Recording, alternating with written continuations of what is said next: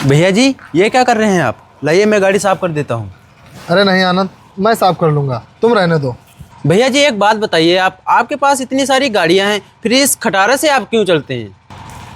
आनंद, मानता हूँ कि मेरे पास इतनी सारी गाड़ियाँ हैं, लेकिन ये मेरे पापा की आखिरी निशानी है और मैं इसे नहीं बेच सकता।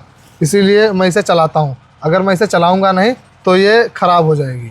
लेकिन भैया जी आप इतने बड़े कंपनी के मालिक हैं, आप इस टूटी गाड़ी से चलते हैं तो अच्छा नहीं लगता है। आनंद, वो कहते हैं ना, इंसान को अपनी औकात कभी नहीं भूलनी चाहिए। अभी मैं अगर इस गाड़ी को नहीं चलाऊँगा और बड़ी बड़ी गाड़ियों से चलने लगूँगा तो हो सकता है मैं भी अपनी औकात भूल जाऊँ। वाह भैया जी, आप तो बहुत महान हैं।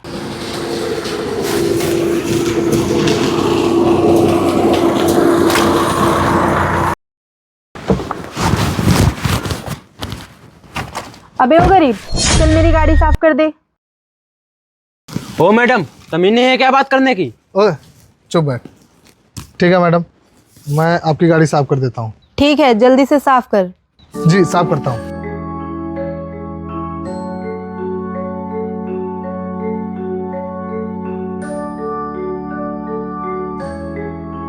भैया जी आप ये क्या कर रहे हैं? आप उसकी गाड़ी क्यों साफ कर रहे हैं? आनंद, ये वो लोग हैं जो अपने बाप के पैसों पर ऐश करते हैं। मेरे जैसे नहीं हैं जो गरीबी से उठकर अमीरी तक आए हों। इसीलिए इन्हें गरीबों की इज्जत करनी नहीं आती है। लेकिन भैया जी फिर भी इस लड़की की इतनी औकात हो गई, आपसे ऐसे बात की? मैं इसे छोड़ूंगा नहीं। अरे आनंद, तू शांत बैठ।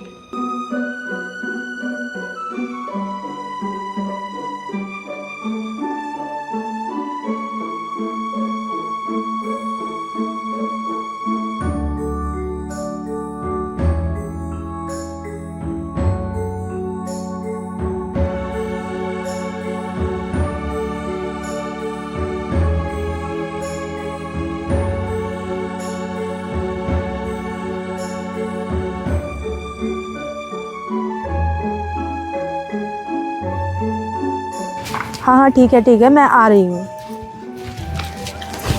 अबे ओ गरीब, बता तेरे कितने पैसे हुए? मैडम, मुझे पैसे नहीं चाहिए, आप जाओ। क्या कहा गरीब? तुझे पैसे नहीं चाहिए? लगता है तूने गाड़ी साफ कर करके ज़्यादा ही पैसे कमा लिए हैं, इसीलिए तू पैसे लेने से मना कर रहा है। लेकिन मुझे तुझ जैसे गरीब का एहसान नहीं चाहिए। और ये ले 100 रुपये, अपने लिए ढंग के कपड़े ले लेना। चल हट।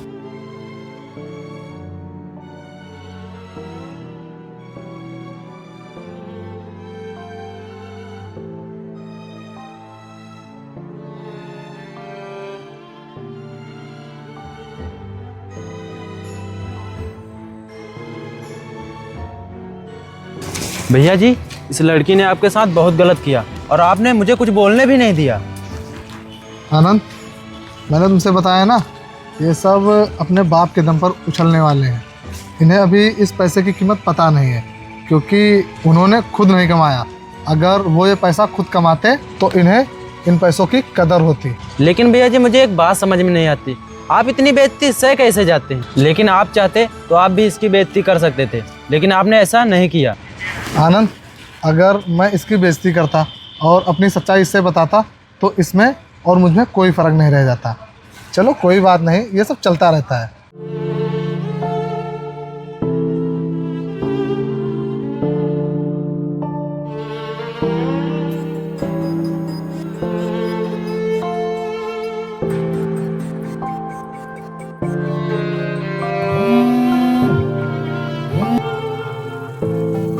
हाँ पापा बोलो।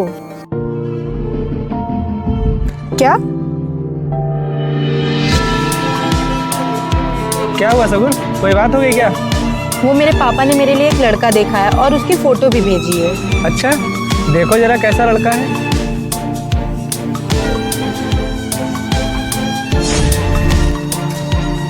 ये तो वही गरीब है जिससे मैंने गाड़ी साफ कराई थी। पापा ने इस गरीब को मेरे लिए पसंद किया है। क्या सगुन, ये कैसी बातें कर रही हो? लाओ फोटो दिखाओ मुझे।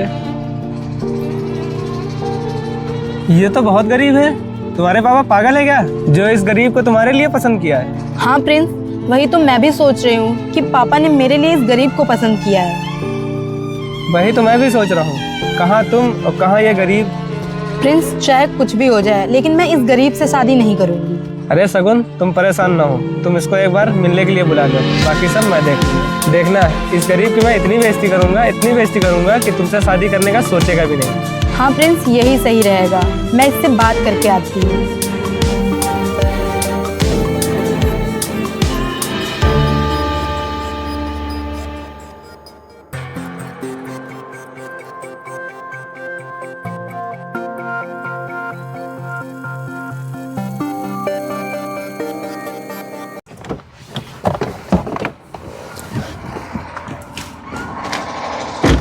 सुनो, आपसे मुझे कुछ बात करनी है। हाँ जी, बोलो क्या बात करनी है मुझसे। वो जो कल मैंने आपसे बदतमीजी की उसके लिए सॉरी। अरे कोई बात नहीं। वो मैं राजकुमार जी की बेटी हूँ। आपकी उनसे बात हुई होगी मेरी शादी के लिए। उन्होंने आपकी फोटो भेजी थी, इसीलिए मैं आपसे मिलने आई हूँ। अच्छा, तो तुम राजकुमार जी की बेटी हो, उन्होंने बताया था आपके बारे में। अच्छा, तो आप मुझसे शादी करने के लिए तैयार हैं? हाँ, अगर आप शादी के लिए तैयार हैं तो मुझे कोई दिक्कत नहीं। अच्छा, वो मैं आपको अपने एक दोस्त से मिलवाना चाहती हूँ। क्या आप मिलने आ सकते हैं मुझसे? हाँ, क्यों नहीं, आ जाऊँगा। बताओ कहाँ पर आना है। ठीक है, कल आप ग्रीन सिटी में आ जाइएगा। ठीक है, मैं कल आ जाऊँगा। फिलहाल तो मुझे देर हो रही है, अभी मुझे काम पर जाना है।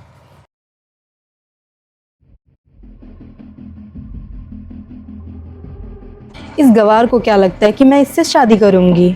कल इसको आने दो, फिर देखो मैं इसकी कितनी बेइज्जती करती हूँ।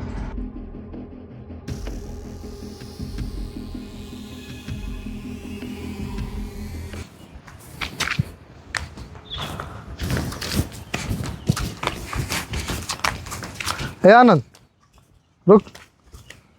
वो मुझे तुझसे एक बात बतानी है। हाँ भैया जी, बताइए कौन सी बात। वो तुझे कल वाली लड़की याद है जिसकी मैंने कार साफ की थी? अरे भैया, मैं उस लड़की को कभी नहीं भूलूंगा। क्या हुआ, फिर से कुछ बदतमीजी की क्या? अरे नहीं नहीं, उसने मुझसे कोई बदतमीजी नहीं की, लेकिन उससे मेरी शादी तय हो गई है। क्या शादी? लेकिन भैया ये सब कब हुआ? वो जो मेरी कंपनी का सबसे अच्छा मैनेजर है ना, राजकुमार, वो लड़की उसी की बेटी है। और उन्होंने ही बोला था कि आप मेरी बेटी से शादी कर लीजिए। क्या भैया, उसने बोला और आप शादी के लिए तैयार भी हो गए? आप तो भैया जानते हैं वो लड़की कितनी बदतमीज है, फिर भी आप उससे शादी करने के लिए तैयार हो गए। आनंद, जरूरी नहीं है कि वो हमेशा ही बदतमीज रहे। हो सकता है मुझसे शादी करने के बाद वो सही हो जाए। और आज जब मुझसे मिलने आई थी तब वो बहुत अच्छे से बात कर रही थी। भैया आप भी ना बहुत भोले हैं, हर किसी की बातों में आ जाते हैं। मुझे तो नहीं लगता है वो लड़की आपसे शादी करेगी। अब देखो यार, उसने कल मुझे मिलने के लिए बुलाया है। अब वहाँ जाकर ही बात होगी कि वो क्या बताती है और क्या नहीं। भैया मैं भी आपके साथ चलूँगा। ठीक है, कोई बात नहीं, तू भी चलना साथ में।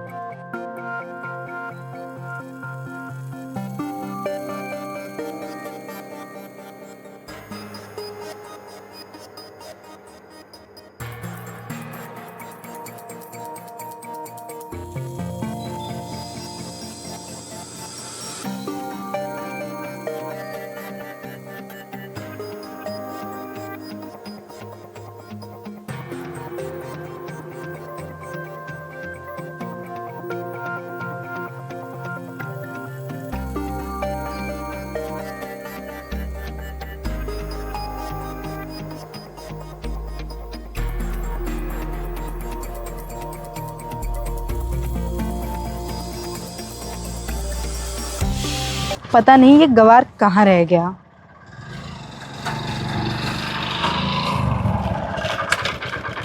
ओके मैडम जी।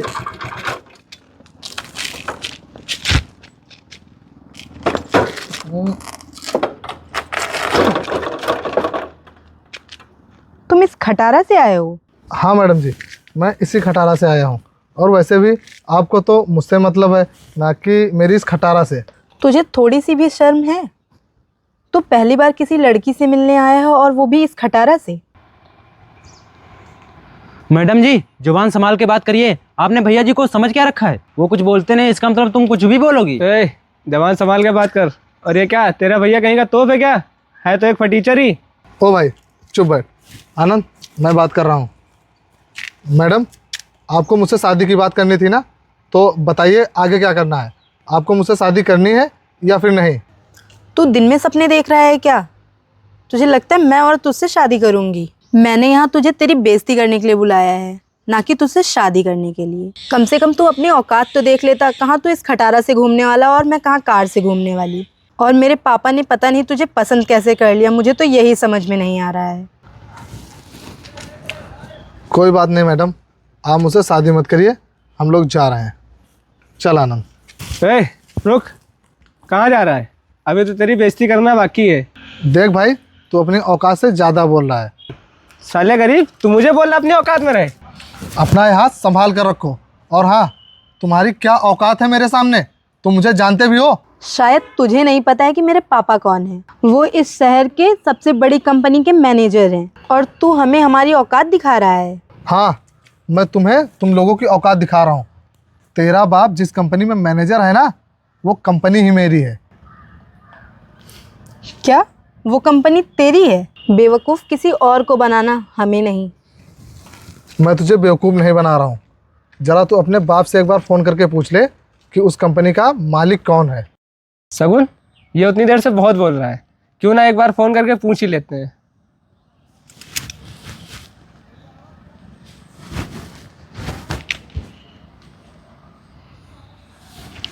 हेलो पापा, आप जिस कंपनी में काम करते हैं उस कंपनी का मालिक कौन है? क्या जिस लड़के की आपने फ़ोटो भेजी थी वही है कंपनी का मालिक?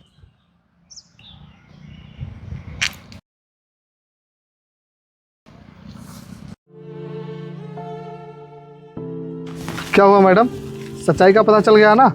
वो तो तुम्हारे पापा की वजह से मैं यहाँ बात करने आ गया, क्योंकि तुम्हारे पापा मेरी कंपनी के सबसे अच्छे मैनेजर हैं।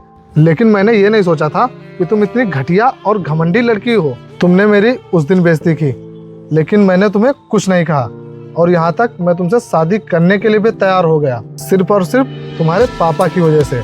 मैंने सोचा कि तुम समय के साथ सही हो जाओगी, लेकिन तुम्हारे जैसी घमंडी लड़कियाँ कभी सही नहीं हो सकती। और तुम्हारी इतनी हिम्मत हो गई कि तुमने आज मेरी बेइज्जती करने के लिए मुझे यहाँ बुलाया। आनंद, तू सही कह रहा था, मैं ही बेवकूफ़ हूँ जो इन जैसे लोगों पर भरोसा कर लेता हूँ। चल चलते हैं। रुको, मुझे माफ़ कर दो, मुझे अपनी गलती का पछतावा है।